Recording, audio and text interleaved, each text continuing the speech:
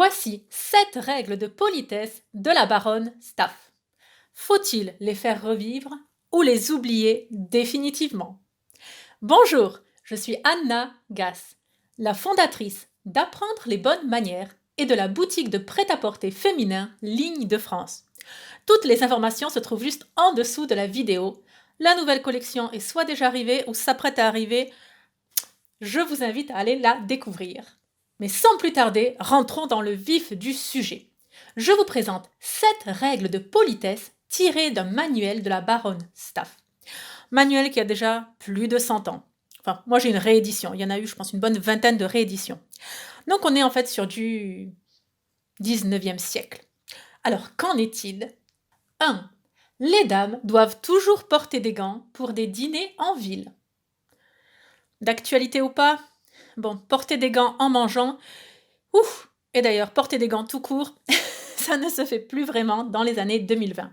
On garde les gants quand on a froid, donc des gants en laine ou des gants en cuir en hiver. Mais sinon, même pour les soirées, même pour les grands galas, il est tout de même très rare de voir des femmes porter encore des gants. Et là, quand on parle de gants de soirée, c'est des gants très longs, au-dessus du coude. Et des gants pour des dîners en ville, c'est encore ça dépasse largement, c'est pas des gants comme on connaît aujourd'hui qui s'arrêtent au poignet. Un peu plus, quasiment, ça arrive jusqu'au coude. Bon, donc pour les gants, on oublie. Deuxième règle, les dames ne peuvent prendre place à table et s'asseoir à côté d'un homme qu'à condition qu'il leur ait été présenté auparavant. Bon, d'un côté, vous pouvez dire, non, mais alors c'est pas possible, elle va rester debout et manger dans sa main, enfin, non, elle va aller au McDo. Non! Mais tout ça, c'est juste un préalable pour dire que autour de la table, donc le plus important, c'est la convivialité, c'est la sympathie, c'est l'échange humain et pas ce qu'il y a dans l'assiette. Et donc, de fait, les maîtres de maison auront présenté les invités les uns aux autres, justement pour ne jamais arriver à une telle situation où il y a deux inconnus qui prennent place à table. Ça, vous ne le voyez que dans des films dits historiques. Mais dans la réalité, ce n'était pas concevable. Troisième règle. Toujours à table, les convives n'ont pas le droit de croiser les jambes. Voilà, vous allez dire, oui, ça va, c'est sous la table, personne n'est là pour regarder, personne n'est là pour voir. Eh bien, si. En fait, là, regardez, je croise les jambes. Bon, je ne sais pas si vous le voyez directement à la caméra ou pas, vous avez un plan assez centré sur mon visage. Mais en fait, ça se voit. Et si vous étiez à côté de moi, vous le sentez. Le fait de croiser les jambes, comme croiser les bras, croiser les doigts, croiser des parties, les membres de son corps, ça nous renferme sur nous, ça nous bloque, ça nous indispose et ça traduit sur les autres une gêne. Et ils pourraient l'interpréter comme c'est eux qui nous mettent en gêne. Bon, donc dans le doute, 1, pour préserver notre colonne vertébrale, et 2, pour ne pas se renfermer sur nous-mêmes corporellement, et donc comme si ça passe après par le vocabulaire, les émotions, l'échange humain, et bien en fait, ayons une position, une attitude ouverte.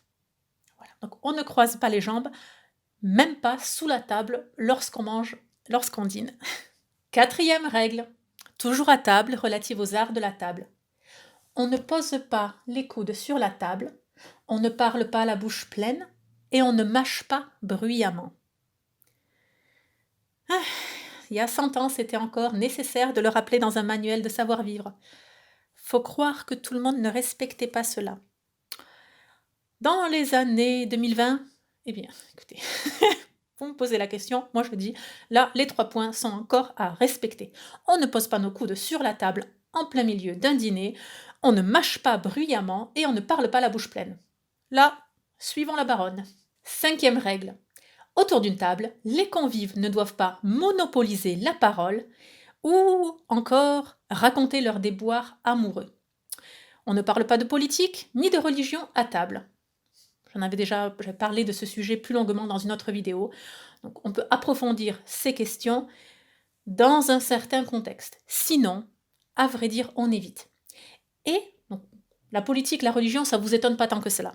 Mais notre vie amoureuse, notre vie sentimentale, en fait, ce n'est pas un feuilleton. On n'a pas à raconter nos aventures à des convives à table, à des inconnus ou même à des amis proches. C'est un sujet qui est considéré comme intime, personnel et qui n'a pas sa place dans des repas publics, c'est pas le mot, mais enfin des repas formels et même informels, pour parler de nos je vais pas dire frasques amoureuses, justement là, c'est n'en parlons pas. Au contraire, il faudrait même pas en avoir. Mais pour parler de nos relations de couple, peut-être que l'intimité d'un thé, d'un café avec un ami serait plus appropriée. Sixième règle, le choix des témoins de mariage doit être mûrement réfléchi. Il faut soigneusement considérer les personnes en prenant en compte les liens de parenté et d'amitié. Oui, c'est dit. Et je pense que c'est encore valable de nos jours, bien que de nos jours, on tend à nier le lien de parenté. Alors, je suis bien d'accord, vous n'allez pas choisir les parrains, les marraines de vos enfants, ça ne peut pas être automatiquement vos frères et sœurs. Il n'y a pas cet automatisme, ce côté systématique. Non. Mais dans le choix des témoins, comme justement des parrains, marraines, la famille ne doit pas être totalement écartée sous prétexte que c'est la famille. D'accord? Elle n'a pas non plus avoir les rôles phares juste parce que c'est la famille. Non, non, on considère toute la personne. Mais ça reste que là, je trouve que c'est bien de le souligner. Il y a la parenté et il y a l'amitié. On n'écarte ni l'un ni l'autre. Les deux ont du poids dans notre décision finale. Septième règle, à mon avis, elle est toujours d'actualité. Il s'agit de porter des vêtements en adéquation avec notre morphologie et avec le lieu où l'on se rend. Bon, donc je pense qu'aujourd'hui, si elle était encore vivante, Madame la baronne aurait son mot à dire sur le jean qu'on met partout, en tout temps, à toute occasion, quelle que soit la météo, quel que soit d'ailleurs est-ce qu'on est un homme ou une femme, donc quel que soit notre sexe, quel que soit le lieu où l'on se rend, quelle que soit la saison.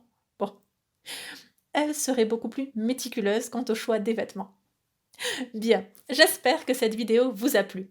Si vous souhaitez en savoir plus sur le savoir-vivre, les arts de la table, l'étiquette, abonnez-vous à la chaîne YouTube. Il y a déjà plus de 800 vidéos disponibles. Et si vous souhaitez en savoir plus sur l'élégance vestimentaire, je vous invite à découvrir une série de 30 cours entièrement gratuits. Pour les découvrir, vous suivez le lien juste en dessous de la vidéo. Durant un mois, chaque jour, vous recevez une leçon bien particulière directement dans votre boîte mail. C'est gratuit, fort instructif, et ça va à contre-courant de tout ce que vous entendez actuellement autour de vous. Je vous dis à très bientôt, et surtout, n'oubliez pas, la bienséance fait la différence.